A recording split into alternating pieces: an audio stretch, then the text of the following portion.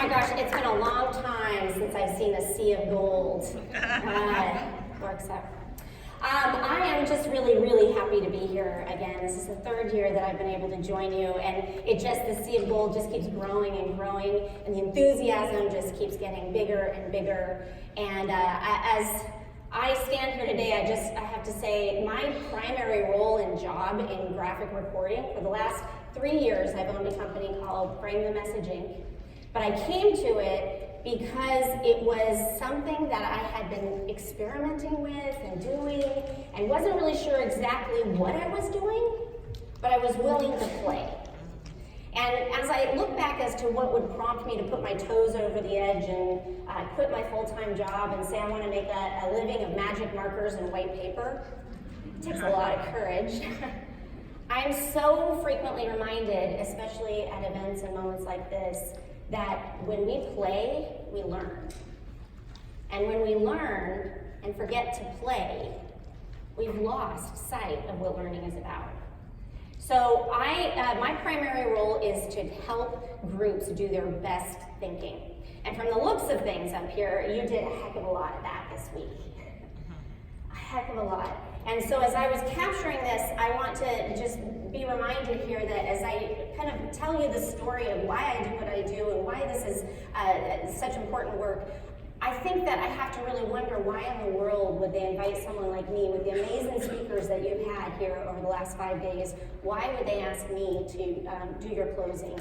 And I really can only draw one conclusion. And I guess it's because I draw. I have a heart for teachers, and I'm a visual storyteller. That's what I am. But you know what, I'm not unique. You know, I think actually William stole my keynote from this morning because I was doing a whole lot of head nodding during that keynote as well because I was just like William, one of the weird kids. One of the kids that when I learned, I hid my drawings under the desk because I never believed that you could have in one space creativity and intelligence. Like, they just didn't live together to me. And so as I think about storytelling, I think that all teachers are in fact innately good at it. And we're good at it because we know how to tell stories in classrooms with kids, to invite imagination and wonder. We know how to tell stories with our colleagues, to engage them and connect them on levels, to build rapport, to build trust in communities. We also tell stories to our newest teachers, all of our new experiences to help grow and build the new profession, the new generation of teachers. So we do it well by nature. But as I think about my story today, I was given the task to tell a single story, but it's not going to be my story, it's going to be our story. And I'm going to tell the story in pictures. Why in pictures? Because all good scientists tell stories in pictures. When we think about how scientists use art, how do they use art? They use art almost inextricably connecting the idea of drawing a picture and writing in words. Think about that. Galileo, his observational drawings in his notebook totally changed the way that we see the world. Alexander Graham Bell scribbled out the very first diagram of what he envisioned the first telephone to be. Yet if scientists and STEM professionals are so keen on understanding that they're both forms of strong communication, then what is the contrast that we see in classrooms today? And granted, I was in school a long time ago, and I start to see the tide shift.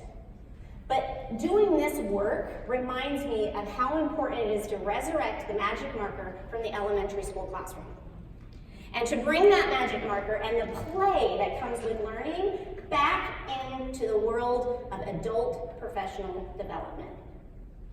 How much stronger could we be if we started not doing some of the things that we currently do? Stopped thinking about communication as only being writing, and stopped thinking about art and drawing as only being an isolated, specialized skill that only certain talented, creative people can do. And instead, we started to really look to what STEM professionals are doing, how they study problems, how they figure out problems. And you know what? It's amazing to me, but I'm pretty sure that Alexander Graham Bell nor Galileo actually used a graphic organizer to solve the problems of the world. Graphic organizers are fabulous, but have we ever thought about just giving them white paper? What happens when I draw is I listen to all of the salient things that are going on, because there are benefits not only to my drawing. I do this work selfishly, quite frankly. I do it because I love it. I learn best this way. But I also do it because there are benefits to the human brain when the brain is allowed to connect things at whim, at just merriment, at the pleasure of play. And that is the way we solve problems in the world.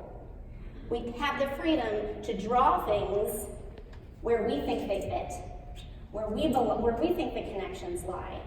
And then after we take some notes, when something else connects 2 or 3 days later, we have the freedom to go back and say, yes, that's what that was about. So I challenge you to model for your students what it means to not get up to the board or open up a journal and say, oh, I can't draw. But instead to say, I'm willing to take the risk to see drawing as a communication tool, not just art. Tell your kids it's process over pretty. It's smart over art. Because if we don't, we will raise another generation of students who think they have to either be creative, join the choir, join an art class, or they can be an intellect, an academic. And that would be a crime, wouldn't it? It's a shame, it would be the shame of our profession if we were not to be able to help students see that drawing is communication.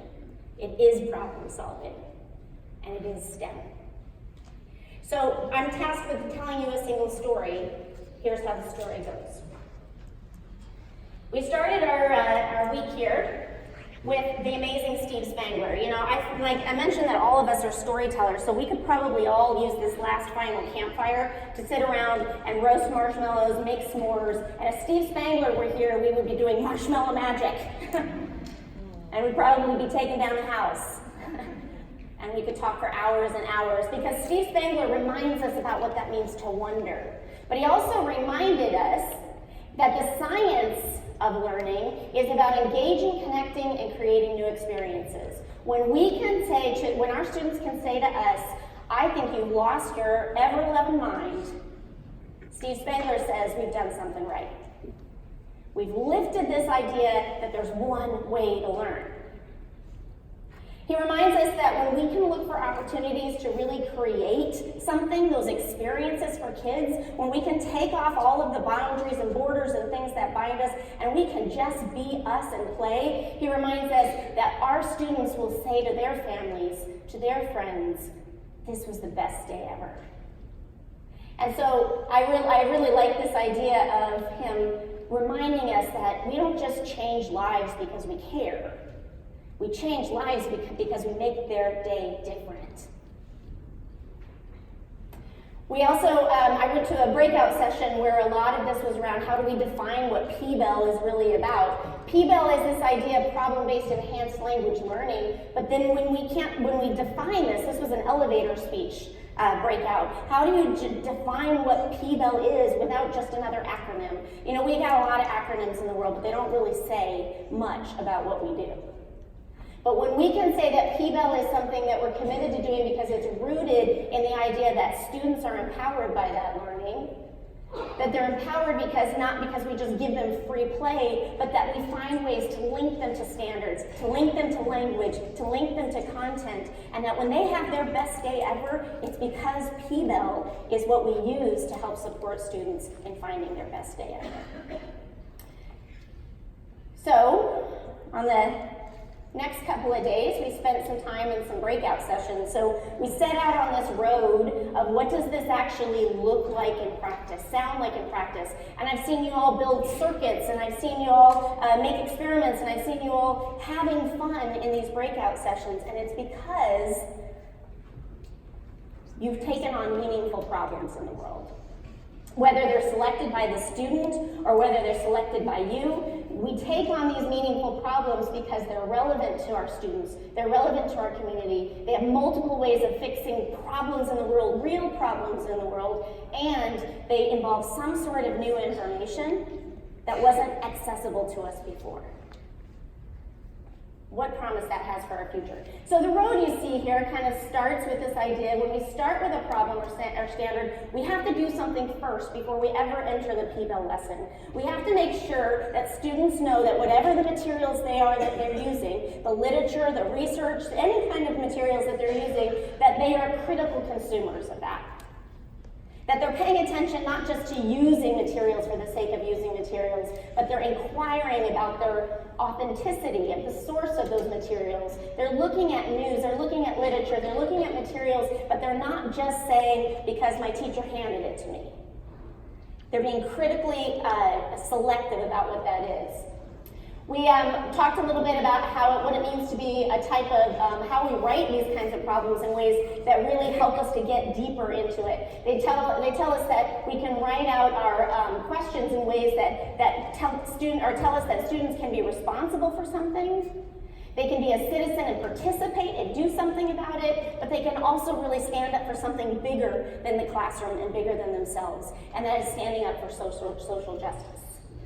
When they can get to the root cause and they can decide what they can do, we model and teach what it means to evaluate those sources before they enter in through the P-Bell lesson.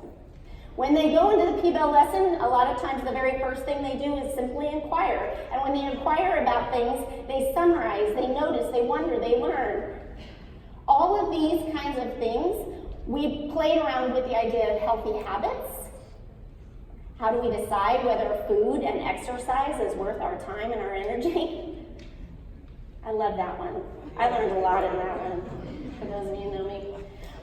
We talked about reducing waste. These are all those important problems of the world that when students care about them, it's amazing what they'll do for us, right? It's amazing what kinds of inquiry they'll undergo whenever they're starting to use language and they're using expert knowledge and resources and exploration, and they're using the language of what it means to summarize. When they use the language of summary, they also learn the language of inferencing. They learn, in this one, this was a crime scene investigation. And so students began with the important question of how can we solve a crime that's happened in our community? How can we explore what we think might have happened? What is all the evidence and forms of evidence we can use? How do we make choices from that evidence? How do we use that and use what the evidence says to make an inference in order to share a solution, create a presentation, and communicate it with the world? Now, if that kind of inquiry doesn't inspire you, then it won't inspire kids. It has to be something that we learn here when we kind of draw in the community. And I love every year you bring, I know the Arizona Diamondbacks were here, and the Arizona Fish and Game, or Game and Fish, were here. And I love when you think about the community, because we sometimes think that the things we care about, our kids automatically care about. And that's not always the case. And so when we bring in the community, the things that they're experiencing in their world, this is the beauty of really starting to say, we can take this beyond just literature and handing them articles and taking them on field trips and doing these things, and instead we can involve community to say, what's really going on in the world that kids should know about, and how can they be involved in the solution? In today's final breakout session, we played with circuits. And in the playing of circuits, we started talking about, okay, what are some of the rules, units, and standards that govern the nature of science? Just flat out curiosity. Starting kids with things that light up, blow up, right? Those are the kinds of things that when we start to say, now are you wondering? Now are you curious? What do you know about this? What are the facts that are actually accurate? What are the facts that might be inaccurate? We, again, create critical consumers in our world. We used paper circuits to play and learn. And finally, my kindred spirit, the one who stole my keynote this morning. When William spoke, There was nothing more touching than the sound of music. And when I thought about drawing for music and drawing for sign language, I thought, this is a whole new language I'm unaware of. How could I possibly bring, thank you for that, I just noticed what you did. How can I bring the moving testimony of someone who has lived the life that we've all lived at one time or another? Because we all have our own languages. For him, songs were his language, but it took a person to show him how to use his language that really changed his life. When I think about my language was drawing. His language was music. His language was sign language. But all of the while, when I think about what teachers do and are called to do, is they're called to give every student, no matter what their language, no matter what their abilities, a little piece of their sky. A little piece of hope and promise, can-do attitudes, finding their sunlight, like Maui mentions. And when we do that and we show them safety, we know that they can undergo any raindrops that fall on their head. Because together, we teach. Let's say it together. Together, teach, stop complaining, love, dreams. We have a responsibility. And when we listen to the language of students, do you know that testing and putting boxes around student learning, we miss what they know. We miss what they know because we haven't given them the blank slate to say, show me what you know, point to it, explain it. What do you know? What would you like to know? And where can we go next to shape the world? And it just takes one teacher, one committed teacher, like those of you sitting here, to listen to that language that might be different than your own. I thank you so much for engaging with this kind of craziness. It's weird, it's different, but I challenge you to model this with students, and you will be blown away by what they know that you never knew.